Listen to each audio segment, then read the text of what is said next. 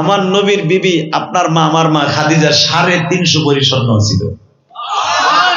নবী এক ভরিও দেয় নাই, খাদিজার আরো 3টা বিয়ে হয়েছিল, ওই স্বামীরা দিছে। আল্লাহু আকবার জোরে বলতে পারলেন না? 2 মেয়েরে 2টা হাত দিছে আমার নবী। হুজুর ওই স্বর্ণগুলো নিয়ে আসি আপনার একজন সাহাবীকে আযাদ করার জন্য। নবী বললেন নিয়ে আসো। এবার আমার দিক তাকাবেন আর কানবেন। হাত 2টা যখন উসমান একটা নিয়ে আইছে, আলী একটা নিয়ে আইছে, 2টা হার আমার নবী বহুত দিন পরে দেখছে তো, কারণ এটা তো মা খাদিজার গলায় দেখতো। আজকে তো মেয়েদেরকে নবী দিছে উপঢৌকন ব্যবহার হিসাবে। নবী অনেকদিন পরে হাত 2টা দেখছে, হাত 2টা দেখে নবী আমার সুমাইতেছে। আমার নবীর চোখের পানিতে বাবা বুক ভাইসা যাইতেছে। সাহাবীরা মনে মনে ভাবতাছে এই হাত 2টা দেয়া লাগবে বিদায় নবী কাঁদতাছে। চট করে নবী বলে ফেললেন আপনারা ইন্না বাযার জন্য ইসমন, আপনি যদি খারাপ ধারণা করেন ঈমান চলে যাবে, সবচেয়ে বড় গুনাহ হবে। আপনারা হারের মায়ায় আমি কাঁদতাছি না, আমি কাঁদতাছি হাত 2টা আমার খাদিজা যখন আমার সামনে পড়তো মনে হইতো পূর্ণিমার চাঁদ বুঝি আমার ঘরে নামছে। অনেকদিন পরে আমার খাদিজার হাত 2টা দেখতাছি।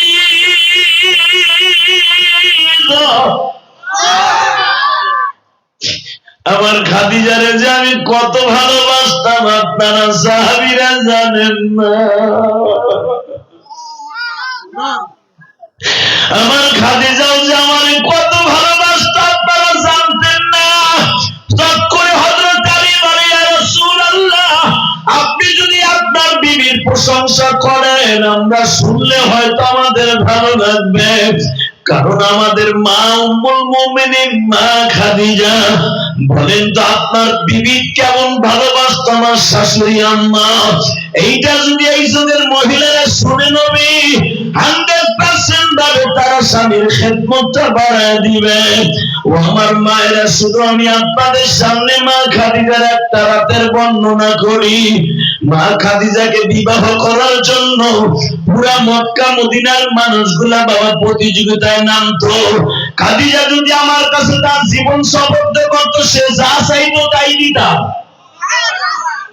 বিভিন্ন প্রকার প্রস্তাব পাওয়া শুরু করলে এমনকি নবীর আপন চাচা আবু তালেব সেও অন্তত 10 বার প্রস্তাব দিয়েছে খাদিজা নিজে বিয়ে করতে। 10 বার খাদিজা গ্রহণ করে নাই। যেদিন আমার নবীরে খাদিজা প্রস্তাব দিয়ে বিয়ে রাজি হয়ে গেছে, বিয়ে হয়ে গেছে, মক্কার সমস্ত বেঈমান গুলা দাঁড়ায় কয় খাদিজা একটা পাগল। এত বড় বড় শিল্পপতির পোলারা বিয়ার প্রস্তাব দিল, একটাও গ্রহণ করলো না। এমন এক পোলারে বিডি বিয়ে করলো যার টাকা নাই পয়সা নাই, যার বাপ নাই মা নাই, সে থাকে চাচার বাড়ি, সে তার বাড়িতে বলে ছাগলের খামারে গেছে, তার বাড়ির ম্যানেজার ছিল, তার বিয়ে করলো। ইবড়ির মাথায় গোবর। এতদিন জানতাম এত বড় একটা শিক্ষিত মহিলা, এত বড় একজন বিজনেসম্যান, এত একজন দামি ব্যবসায়ী মহিলা, অনেক কিছু এত বড় ব্যবসা চালায়, না জানি মাথায় কত বুদ্ধি। বিড়ির মাথায় বুদ্ধি নেই। মা খাদিজার মাথায় বুদ্ধি আছে না নাই? জোরে কর। মহিলাকে মাথায় বুদ্ধি নাই? না থাকলে কি এখনো পর্যন্ত তারা 2 জন থাকে? একজন গেছে আর একজন আহল লেগে চিন্তা ভাবনা করতেছে, ঠিক না বেটি? সে যায় হে আয়, সে যায় হে আয়। এরা 2 জন বাইসে থাকা পর্যন্ত কোনো পুরুষের হাতে যাইব না, মনে হয় না। কথা বল না কেন? মনে রাখতে হবে মহিলাকে ক্ষমতা তহরও ছিল মিয়া। এই সাথে সাথে বলতেছে আমার মাথায় বুদ্ধি নাই না?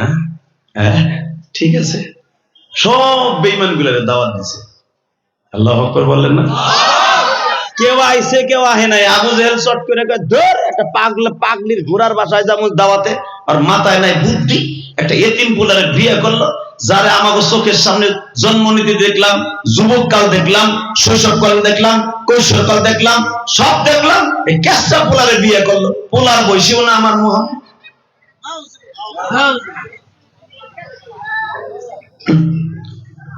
তারপর উৎপা সাহেবা কয় বস আপনি না গেলে হয় না, আপনার আমাকে সভাপতি চলেন যাই। এই যে কালাম ভাই আইছে, কালাম ভাইয়ের লগে তার বন্ধু বান্ধব আইছে না, তার সবার সঙ্গে আইছে না আরো। আবু জেহেল যখন রাস্তা দিয়ে চলতো অন্তত 300 থেকে 400 যুবক ওর পিছনে চলতো। সুবহানাল্লাহ তো কইবা, এখানে সুবহানাল্লাহ কইবা। কোনখানে সুবহানাল্লাহ কইতে তাও বুঝেন। একজনে কইছে তোর বাপরে দেখলাম বাজারের মধ্যে পিড়াইয়া হয়ে লাইছে, কয় আলহামদুলিল্লাহ। আর এক পোলা দোকানের বাঁশ খুলে দিছে ওর মাজা বাড়ায় বাড়ি, কয় আল্লাহু আকবার। তোকে তুই কই সুবহানাল্লাহ কয় আল্লাহু আকবার, কয় যেই পোলা বাপের মাইস শুনে আলহামদুলিল্লাহ কয় ওরে আল্লাহু আকবার দিয়ে মাজা ভাঙা ফরজ। ঠিক আছে, আবু জেহেলের সাথে 300 গেটে মেটে চলতো, হে কয় সুবহানাল্লাহ। নাউজুবিল্লাহ বলেন, আল্লাহু আকবার জোরে বলেন। আল্লাহ সর্বময় ক্ষমতার মালিক, ঠিক না বেঠিক? যখন আবু জেহেল তার নেতা গোতারা কইতে শুনেন বহুদিন পরে একটা খাবার পাইছি, খাদিজার বাড়ি চলেন যাই, সব গেছে, এবার আমার দিক তাকান। খাইতে দিয়ে তখন মদ জায়েজ, নবীর যুগেও মদ জায়েজ ছিল, মদিনায় আসার পরে মদ হারাম হয়েছে। মদ সবাই খাইতে পারে, সব খাইতো মদ, মদের গেলার সামনে। আবু জেহেল কয় হুন এই বিড়ির চিনোস না, এই বিড়ি একটা ডিব্বা আমার বাসকে দিস কেন? খাইছস তো ঠিকই, খাওন বাইর করে চলবো।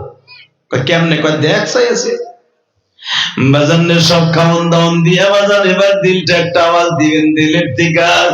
যখনই খাবার দাবার শেষ, মদের গেলার সামনে, ইন্ডিমিন টাইমে দেখে মা খাদিজার বাড়ির দোতলার থেকে আমার নবীর ঘাড়ে হাত দিয়া, নবীর হাত ধরিয়া, হাতে একটা দলিল লইয়া মা খাদিজা আস্তে আস্তে করে কাঠের সিঁড়ি বেয়ে বেয়ে নামতাছে। নবী যখন উপরের থেকে নামতাছে মনে হইতেছে পূর্ণিমার চাঁদ নামতাছে, আর নবীর সঙ্গে স্পর্শে মনে হইতেছে মা খাদিজাও চন্দ্র হয়ে গেছে।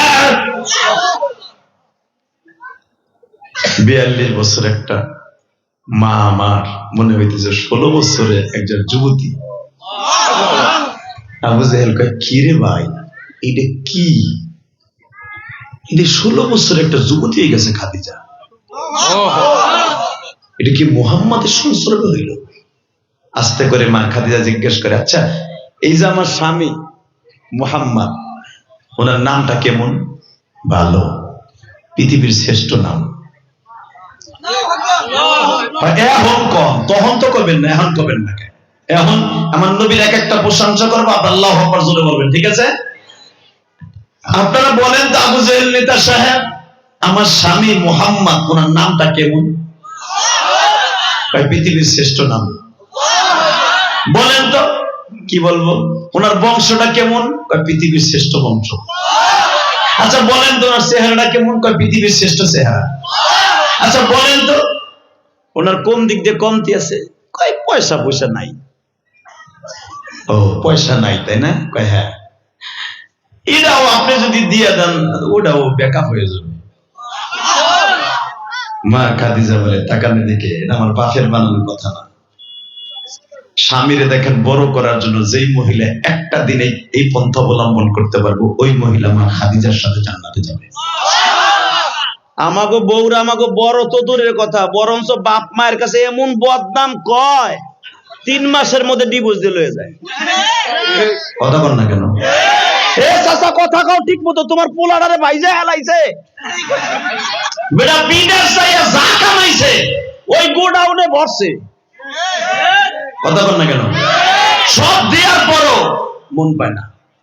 পাইবো কেমনে? তার যাবার অন্য জায়গায় এক্স বয়ফ্রেন্ডের সাথে চিকেন পাকা চিচি আছে। কথা বল না কেন?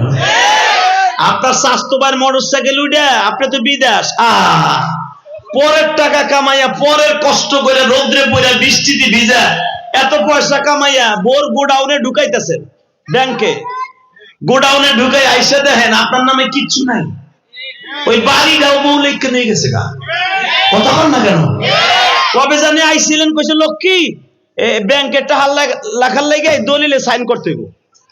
মগা তুমি তো বোর কাছে তালা মারে থুয়ে দিছো, চোখ বুঝে সাইন করে দিয়ে গেছো। উনি ওইটারে কায়দা কানুন কইরা চিংকিং পাকা চি চি চি চি করে দিয়েছে। কথা কল না কেন? তো বউরে হুইয়া হুইয়া জিজ্ঞেস করছে, আরে এটা বাস্তব কথা, আমি আমার কেরানীগঞ্জ ঢুকছে দিয়ে কইতাছি, নাহলে পাইতাম কই। তো স্বামীতে জিগাইছে 13 বছর পরে, এ বাড়িটা কয় এটা আমার মগার মগা। কয় কেমনে? ওই যে তোরা 13-14 ভাই বোন, কটটুক পাবি, এর লেগে নিজের নামে লিখে লইছি, তোর কোনো গ্যারান্টি আছে? নাউজুবিল্লাহ বলেন না। ও মা, খালি পুরুষের ওয়াজ করলে চলবো না। দেখেন তো মা খাদিজার মতো স্বামীকে বড় করতে পারেন কিনা। ও মা, আপনিও দুনিয়া ছেড়ে যাবেন, মা খাদিজাও চলে গেছে, আমার মাও চলে গেছে। আমার মা মাত্র 25 বছর বয়সে ইলিয়াস রহমান জিহাদির মা মারা গেছে। তাকানের দিকে মা খাদিজা বুঝে ফেললেন, সাথে সাথে বললেন, ও আপনারা বলছেন টাকা পয়সা নাই না? আস্তে করে দলিলটা বের করে দিয়া মা খাদিজার যে গোলামা ছিল মাইসারা, মাইসারা দলিলটা দিত। দলিল দিয়া মা খাদিজা ওই জামানে যে সিল মাইরা দিতে হয় দিয়া বললেন, আমার স্থাবর অস্থাবর যত সম্পদ আছে আমার স্বামী মুহাম্মাদের নামে সব দলিল করে দিলাম। এই জন্যই তো আমার নবীরে বলে পৃথিবীর শ্রেষ্ঠ ধনী। বাজান দেবার আমার দিকে তাকান, আমার নবী একবার খাদিজার দিকে তাকায় আর একবার মজলিসের দিকে তাকায়। আপনারা তাকাবেন আমার দিকে বাজান। এই জন্যই তো আমার আল্লাহ কোরআনে বলে, ওয়ালা সাওফা ইউতিকা রাব্বুকা ফাতারদা আলাম ইয়াজিদকা ইয়াতীমান ফাআওয়া। নবী আপনার বাল্যকালের থেকে এখন কালটা ভালো কিনা? খাদিজা আপনার বড়লোক বানিয়ে দিল। এইটা খাদিজার ক্রেডিট নয় গো নবী, আমি আপনার ক্রেডিট। কারণ আমি দেখছি আপনি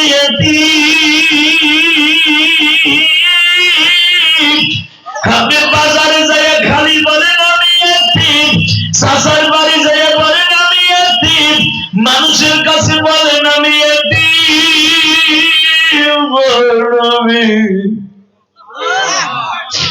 আমি আপনার ইয়াতিম বানাইছি ঠিকই, কিন্তু আপনারে বড় লোক বানাই দিছি বিবাহের বাসরের পরের দিনই। এটা আমি আল্লাহ আপনারে করে দিছি কেন জানেন? মক্কার মানুষগুলা যেন আপনারে সম্পদের খোটা না দিতে পারে। এই মিয়া, এই কালাম ভাই, এই আশফাক ভাই, আশফাক ভাইরে আমি হুমায়ুন চৌধুরীর মাহফিলে প্রায় 8-9 বার আসছি, তার ভিতরে 2 বার দেখতে পারছি। কারণ তখন যুগটা ছিল আওয়ামী লীগের। বেড়ারে দাবুরের উপর রাখছে, শিঙ্গি মাছের যেন শৈল মাছে দাবড়ায়, খাইতে পারে নাই বেড়ায়। অতিথি দেখতাম প্রতি বছর তারে বানাইতো হুমায়ুন চৌধুরী, কিন্তু আসতে পারতো না। ঠিক না ঠিক? এই যে আসতে পারে, বইতে পারে, আমাকে পাশে আলিমুল আমার পাশে, এটা শুকুর। কথা বল না কেন? শুধু একটা কথার উত্তর দিবেন, রুটির 1 পিঠ কিন্তু জীবনে ভাজা হয় না, 2 পিঠ ভাজে। যদি আপনি মনে করেন 1 পিঠ ভাজলে আপনি খাবেন, মজা পাবেন না। রুটি বলে কারে, দোনো পিঠ ভাজা হবে করা। ঠিক না বেটি? ক্ষমতাও কিন্তু এরকম। আমার আল্লাহ বলে আমি 2 পিঠ ভাজি না, আমি 1 পিঠ একজনকে দেই, আর 1 পিঠ আর একজনকে দেই। এভাবে আমার স্টেজটা কায়েম রাখি। যেরকম মারহাবা। এবার আমার দিকে তাকাবেন, কোনো দিকে ঘুরবেন না, ইনশাআল্লাহ। প্রধান অতিথি আয়া পড়ছে, বেশি সময় দেরি করব না। শুধু একটা কথার উত্তর দিবেন, জমিনটা কার? উনি আছে না? বিশ্বাস হয়? এই যে সালমান ফার্সি তার জীবনটাকে ভালো করার জন্য এত বছর, এত যুগ, এত 100 বছর অপেক্ষা করতেছে শুধু একটা মানুষকে পাওয়ার জন্য। আর আমরা মুসলমানের ঘরে জন্ম নিয়া, আমার বাপ মুসলমান, মা মুসলমান, দাদা মুসলমান, 14 গোষ্ঠী মুসলমান। আমি যতটুকু জানি আমার 5 পুরুষ পরে কি আছে এটা দেখার বিষয় নাই, কিন্তু 3 পুরুষ পর্যন্ত আমার জানা আছে আমি মুসলমান। কথা বল না কেন? 3 পুরুষ পর্যন্ত যদি জানি যে আমার মুসলমান, আমি মুসলমানের ঘরে জন্ম নিয়েও নবীর সাথে দুশ্মনী করি, আছে না নাই? বহুত লোক আছে নবীর লগে দুশ্মনী করে, আল্লাহ তাদের হেদায়েত নসিব করুন। আমার নেতারে গালি দিলে আমার অন্তরের ভিতরে যারা পরিমাণ ব্যথা লাগে না। আমার নেতারে গালি দিলে ব্যথা লাগে না? আন্তাজে কয় লাগে না। মুজিবুর রহমান, শেখ মুজিবুর রহমানের গালি দিলে আওয়ামী লীগ গেলে না, বড় বড় লাঠি বানাইছিল ওই ঘর ভাঙার লাগে, আপনার ঠ্যাং ঠুং ভাঙার লাগে। কথা বল না কেন? জিয়াউর রহমান এখনো গালি দিলে বিএনপি এর লাঠি বানায় রাখছে, মওদুদের গালি দিলে জামাত এর লাঠি বানায় রাখছে। কথা বল না কেন? সরমনায় বিশ্বাসে গালি দিলে তার মুরিদরা মাথার পাগড়ি পাজায় বাইন্ধে দৌড়ায়। ওই এদের চাইতে মনে আমার নবীর দাম কম। আস্তে কথা কইলে নুন হইয়া মরবা। আমার নবীর দাম কম, নবীর দাম কম। নবীর যারা গালি দিবে তাদের সাথে আমার কোনো রাজনীতিক হোক, বন্ধনই হোক, কোনো সম্পর্ক নেই। রেডি? ইনশাল্লাহ বলেন। আল্লাহু আকবার জোরে বলেন। আপনি কি যাকাত খান? না, আমার বংশ খায় না। আচ্ছা, আপনার মোহরে নবুয়তটা আমার একটু দেখাবেন। নবী বলে আর একদিন আইসেন দেখাম। না, আমি আজকে দেখতে যাব। এমন নবীর মোহরে নবুয়ত মাত্র দুইজন সাহাবী দেখছে। মারহাবা বলেন। একজন সালমান ফার্সি আর একজন নাবি আক্কাস। আমার নবী একজন মানুষকে মুসলমান বানাবার জন্য মা আয়েশার ঘরের মধ্যে নিয়ে গেলেন। আস্তে করে জামার বুতামটা খুলিয়া টান দিয়া বলে, দেখ সালমান, দেখ। সালমান ফার্সি দেখে বলে, ও দয়ার নবী,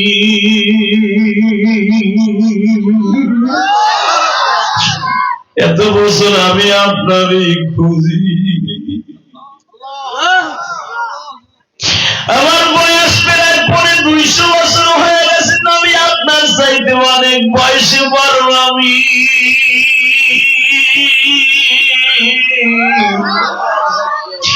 আমি পারস্য থেকে খুঁজতে খুঁজতে মদিনায় আপনার পাইছি। এবার নবাবগঞ্জের কলিজার টুকরা ভাইরা পোদা নদী দিয়ে এসে গেছে। অ্যাডভোকেট সাহেবের সাথে যারা, কালাম ভাইয়ের সাথে যারা আসছেন, আমি জানি না এই মাজমার মধ্যে কার যেন জনম দুঃখিনী মা নাই, কার যেন বাবা নাই।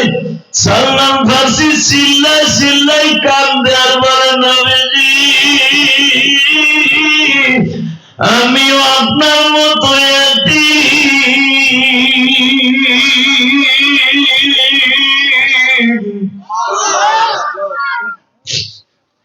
নবী আমার সালমান ফার্সির কিন্তু একবার বলে নাই আপনি কালেমা পড়েন। সালমান বললেন, নবী গো, আজকে আর আমার বেশি সময় নাই, আমি আবার আসবো। বাজানার একদিন মালিকের কাছ থেকে কিছু খেজুর লইয়া, হাদিয়া লইয়া নবীর কাছে আসলেন। বাজান সালমান ফার্সি 2 রকমের খাবার আনছে। একটা আনছে যাকাতের সদকার খাবার, আর একটা আনছে হাদিয়ার খাবার। নবীরে বললেন, এইটা আমার যাকাতের সদকার খাবার। নবী গ্রহণ করলেন, কিন্তু সাহাবীদের গরিবের মাঝে বিলায় দিলেন। নবী গ্রহণ করলেন না বাবা। যখন বললেন এইটা আমার হাদিয়ার মাল, নবী গ্রহণ করলেন, নিজে খাইলেন, সালমানকে খাওয়ায়া দিলেন। বাজান এখন চিল্লাবেন আর কানবেন, দেখেন তো আমার নবীর এক নজর দেখার নিয়ত আছে না? সালমান ফার্সি যদি দেখতে পারে, কেন আমরা দেখতে চাই না বাবা? আমার নবী হাদিয়ার মালটা পাইয়া ঘরে পাঠাইলেন, নিজে খাইলেন, সালমান রে খাওয়াইলেন। নবী, একদিন আসছিলাম তখন কালেমা পড়ি নাই, আজকে আমারে কালেমা পড়াইলেন। জোরে জোরে জোরে জোরে জোরে জোরে। সালমানের মালিক জিজ্ঞাসা করে, কি রে, তোর চেহারা পাল্টে গেছে গা, জুব্বা গায়ে, পাগড়ি মাথায় দেয়া, তোর চেহারার দিকে অন্যরকম জৌলস মারছে, তুই কি করছো? কয়, আমি কালেমা পড়ছি। ওলামা একরাম জানেন, সালমানকে তার মালিক অনেক মারছে, মারতে মারতে মারতে রক্ত বের করে দিছে। সালমান বলে, হাত বানবেন, পা বানবেন, মারবেন। নবীর সাহাবীদের মধ্যে একজন মুয়াজ্জিন দেখে আসলাম, তার নাম বেলাল। তারে বলে মারতে মারতে জিহ্বাটা সুদ্ধা লোহা দিয়ে ফুটা করে দিছে। তার হাত পায়ের মধ্যে লোহার বেরি লাগাইয়া টান টান করে বাইন্ধা 8 মনোজোরের একটা পাথর তার বুকে চাপাই দিয়েছে। মালিক তার হাড্ডি গুড্ডি ভাঙ্গেন নাই। আপনি আমার যত ভাঙতে চাবেন, আমার আল্লাহ আমারে ভাঙবে না, আমার কিচ্ছু হবে না। হ্যাঁ মালিক, তুমি আমার মালিক না, আমি আমার আল্লাহ মালিক পাইয়া গেছি, আমার নবীরে পাইয়া গেছি। সারা দুনিয়া একদিকে, আমার নবী একদিকে, আমার নবী একদিকে, আমার নবী একদিকে। সালমান বলে, আপনি আমার মুক্ত করে দেন। কত টাকা চান? তুই কত টাকা দিবি? আপনি আমার কিনছেন কত দিয়া? 700 দিনার দিয়া। আমি আপনার 3000 দিনার দিব। জোরে জোরে জোরে জোরে জোরে জোরে। তুই 3000 দিনার দিলে কাজ হবে না, সাথে 250 গ্রাম স্বর্ণও দিতে হবে। পারবি? কেসা বেয়াদব, চিন্তা কর। আল্লাহ ওদের হেদায়েত নসিব করে, জোরে আমিন। আল্লাহ আল্লাহ, মাস্তানি দেখাইস না স্টেজের বাইরে। তোর সাথে দামি দামি মানুষ, কালাম ভাই সহ আমার ডাইনে ভাইরা বসে আছে, বেয়াদবি করিস না, ধ্বংস হয়ে যাবে। আল্লাহ সবাইকে হেদায়েত নসিব করেন। কষ্ট হইতেছে ভাইজান? শুধু আমার দিক তাকান, আর বেশি সময় কথা বলবো না, শুধু একটা দিক আমার মালিককে দেখান। এই জমিনের মালিক কে? আল্লাহ সব পারে না? পারে। তাকান। এই 250 গ্রাম স্বর্ণ দিবি, 3000 টাকা দিবি, এবং তুই যদি আমার কাছে আজাদ করতে চাস, পরেরটা পরে, আগে এটা দে। সালমান ফার্সি কাঁদতে কাঁদতে নবীর কাছে গেছে, নবী গো, আমি আর মালিকের চাকরি করতে চাই না, আমি আর মালিকের কাছে থাকতে চাই না, আমার 3000 টাকা দিয়ে আজাদ করে দেন, আমি আপনার কাছে আয়া করি। সাহাবীরা, আমার সালমানকে আজাদ করার জন্য 3000 টাকা লাগবে। ওসমান গনি বললেন, আমি একাই দেব।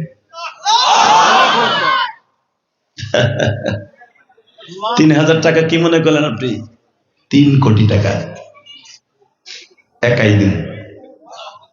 3,25,00,000 টাকা এই জামানার, আমি একাই দিয়ে দিব। তাই? হ্যাঁ, একাই দিয়ে দিবেন? যান, লিল্লাহে তাকবীর। একাই দিয়ে দিবেন? যান, আমি জান্নাত আপনার কাছে বিক্রি করলাম।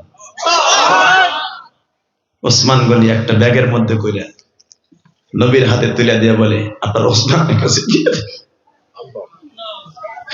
হুজুর, বেঈমান আর একটা শর্ত লাগাইছে, 250 গ্রাম স্বর্ণ লাগবে।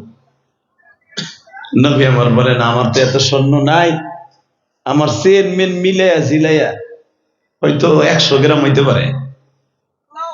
ওসমান গনি বলে, হুজুর আপনি টেনশন করেন কেন, আপনার কলিজার ওসমান তো আছে।